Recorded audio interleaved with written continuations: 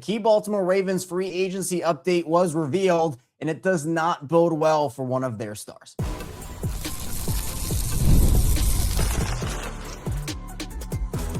You are Locked On Ravens, your daily Baltimore Ravens podcast. Part of the Locked On Podcast Network, your team every day. You are Locked On Ravens. Welcome in to the show. I'm your host, Kevin Oestreicher of Ravens Wire, here with you on the Locked On Podcast Network, your team every day, and now the #1 sports podcast network. Appreciate everybody for being here, making Locked On Ravens a part of your day. Again, we are now twice daily on Locked On Ravens. Of course, we're here for you each and every single weekday. So in the morning, we have our regular show, Monday through Friday, 6 a.m. Eastern time. That's our big 30 to 36-minute show. But now, 6 p.m. Eastern time, we're having our Locked On Ravens check-ins or minis. I'm trying to decide on the title. Right now it's check-ins. I might change it to minis. But we're going to have 10 to 16 minutes, 2 segments. The main show was 3.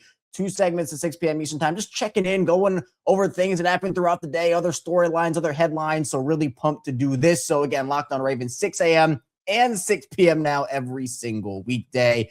Appreciate everybody for being here. On today's show, we're going to be talking about key Ravens free agency updates being revealed, particularly on a player that people kind of already assume is out the door, but we'll dive into that. And also we'll talk about Lamar Jackson getting some help in a mock draft from a former Ravens scout. So let's dive into this here. Jeff Zrebiec at The Athletic put out an article earlier today on Tuesday and was going through the Ravens' top unrestricted free agents. And one of the things that he said when talking about Isaiah Likely, who he had ranked at number 2 behind Tyler Linderbaum, which I agree with, Jeff reported that over the last 8 months, the Ravens have made no progress in their efforts to extend Likely, and they've since paid Andrews. Now, Jeff also reporting that Likely is extremely close with Lamar Jackson, so it's hard to completely rule out a Baltimore return. So I guess some good and some bad in this in terms of Isaiah Likely returning to Baltimore. But as we talked about a little bit earlier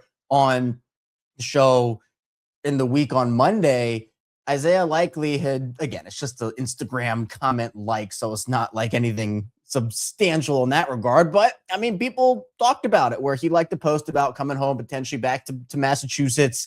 When he was attending a Celtics game, someone commented that.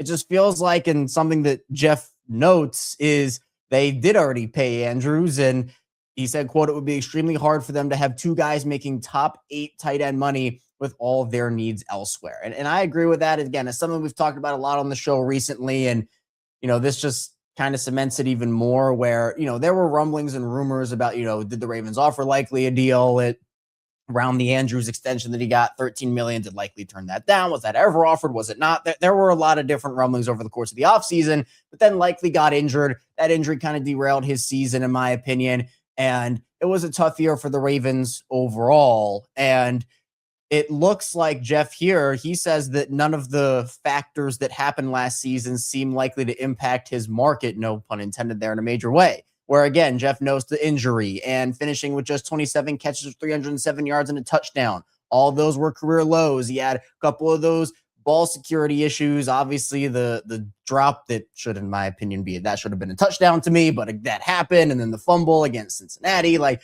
there are those things that, yes, did happen. But Jeff noting that, yes, he's 25 years old. He's a significant weapon when targeted in the passing game. And I think that he has value to teams. And so even though the year for Likely was tough, I agree with Jeff where I don't think it's going to impact his market in the way of like, oh, well, he's going to be able to get the Ravens will be able to re-sign him to a 2-year, $12 million deal. And actually, funny enough, on Spotrac, and again, I know some people like Spotrac, other people don't, but I just want to use it for the contract situations.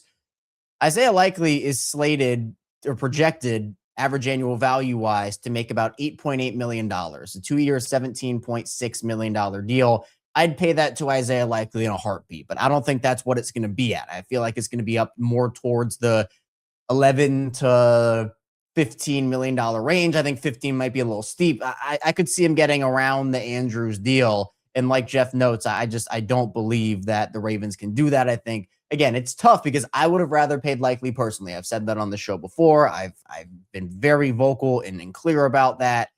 But the Ravens made their decision, and that just kind of is what it is. So look, likely I think can go elsewhere and thrive. I think he will go elsewhere and thrive, assuming that happens. And again, you can't rule anything out until it actually happens. And that's something that Jeff notes. And, with likely being close with Lamar, there is something there where, yeah, the Ravens want to make Lamar happy. Again, I don't think that Lamar is going to go in there and say, oh, you better sign Isaiah Likely or I'm not signing my deal. No, I don't think Lamar's going to do that. But hey, you go with Lamar, that certainly helps.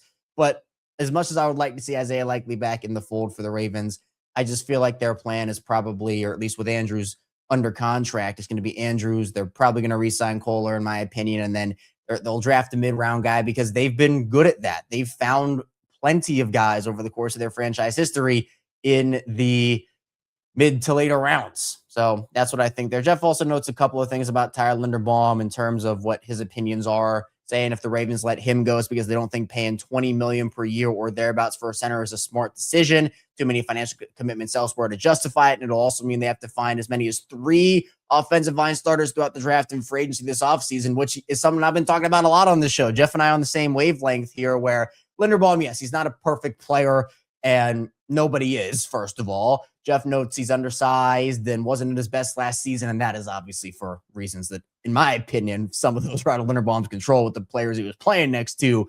But at the same time, like Jeff says here, he's a strong run blocker and checks about every other box. So I think it'd be a mistake to let him walk out the door.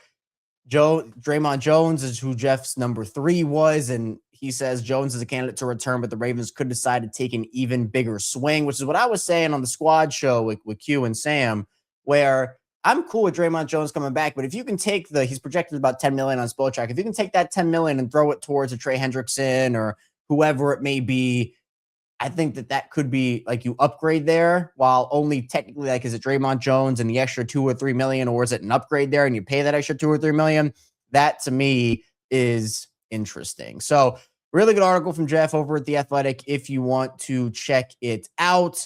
Coming up though in the second part of the show, we're going to be diving into Lamar Jackson getting some wide receiver help from former Raven scout in his mock draft. So I'm sure to stay tuned. Plenty coming up on the show.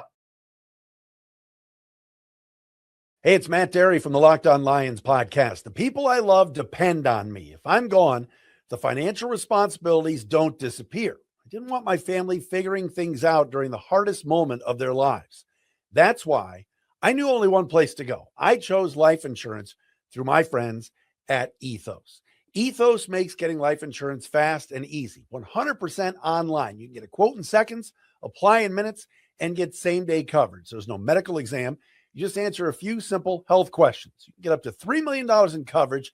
Some policies are as low as $30 a month. I love the folks at Ethos. Protect your family with life insurance from Ethos now by going to ethos.com/LockedOnNFL. In as little as 10 minutes, you can get the free quote and up to $3 million in coverage at ethos.com/LockedOnNFL. That is ethos.com/LockedOnNFL. Ethos.com/LockedOnNFL. Application times and rates may vary. And the show is brought to you by Indeed. Workplace chaos, deadlines stacking up, inbox overflowing, and the one position you have to fill still sitting open. When the pressure's on and you need the right hire, this is a job for sponsored jobs. Indeed Sponsored Jobs helps you reach the people who actually fit what you're looking for, skills, experience, location, so you're not just hoping the right candidate stumbles across your post. And here's a stat that says it all. The minute I've been talking to you, companies like yours made 27 hires on Indeed, according to Indeed data worldwide. So if you're hiring, spend less time searching and more time interviewing candidates who check all your boxes with Indeed Sponsored Jobs. Spend less time searching and more time actually interviewing candidates who check all your boxes. Less stress, less time, more results. When you need the right person to cut through the chaos, this is a job for Indeed Sponsored Jobs. And listeners of this show will get a $75 sponsored job credit to help get your job the premium status it deserves at Indeed.com/podcast. Just go to Indeed.com/podcast right now and support our show by saying you heard about Indeed on this podcast.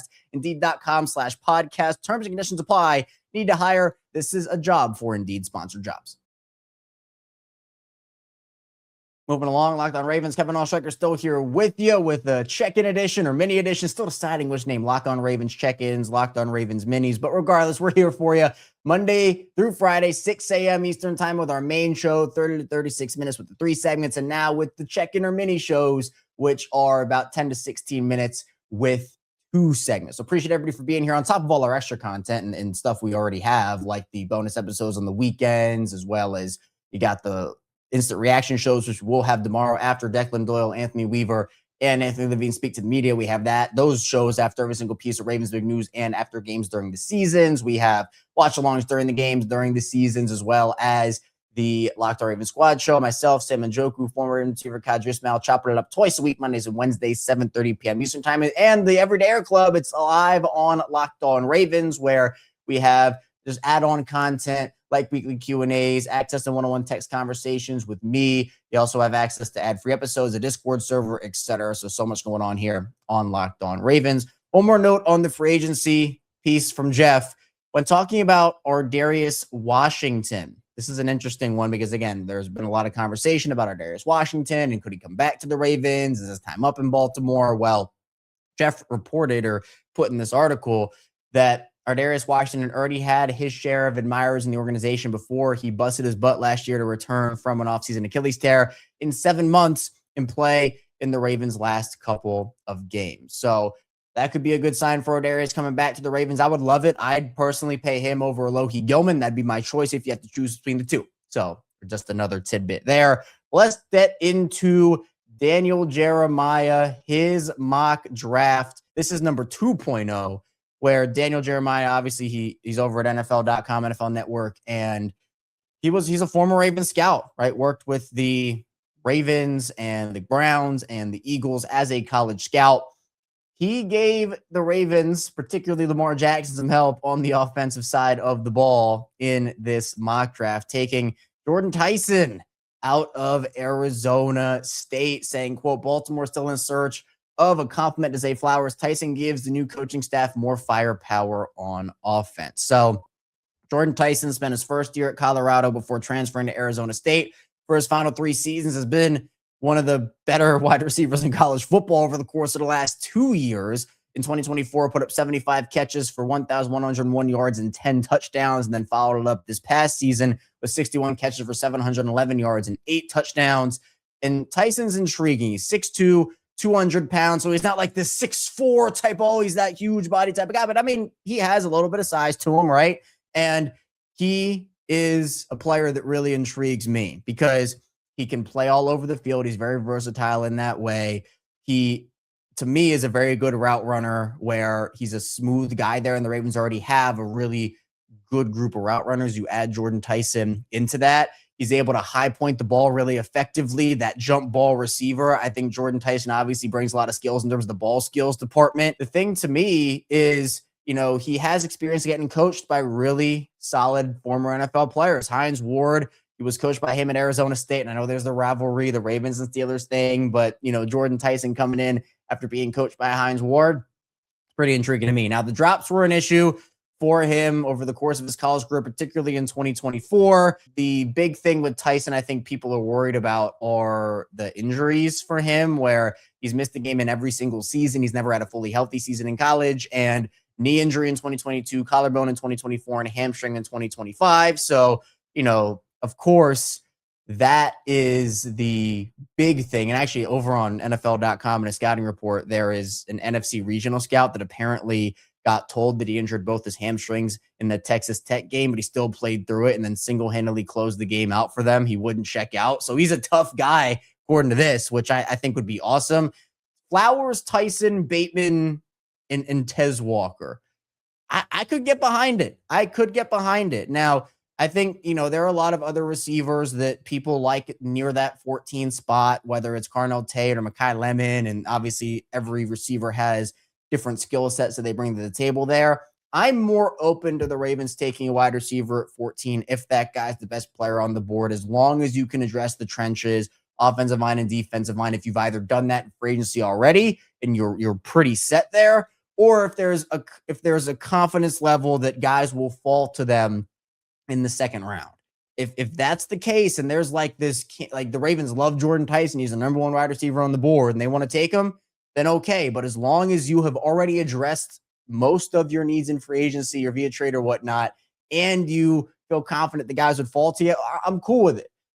Obviously we know the big needs for the Ravens are offensive line and defensive line, but Jordyn Tyson is one of those guys that I do believe has a lot of potential. And again, just him with that jump ball stuff. I mean, I think that would be incredible for Lamar Jackson to have. So Lamar getting some help from Daniel Jeremiah. Mock drafts are always fun too. We're going to get into some of our mock drafts over the course of these next couple of months, which I always love to do. But that's all I have for you today on this Locked On Ravens check-in mini edition of the show. Still trying to decide on that name. Put in the comments below if you're watching on YouTube or in audio if you're watching there. Send me a message on social media. You can do that as well.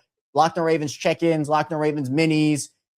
What sounds better? Or maybe something else also. Be sure to put that down there. But thanks again for being here. I'll be back here tomorrow with our regularly scheduled programming. And then again, after, we will have a instant reaction live, the interview or the press conference with Anthony Weaver, Declan Doyle, and Anthony Levine Sr. is at 11 Eastern. So we'll probably be back around 12 or 1 or something along those lines when that's over, talking about what they had to say in an instant reaction show. So be sure to like and subscribe button in video form, follow along and subscribe in audio form, and I'll see you right back here soon on Locked On Ravens.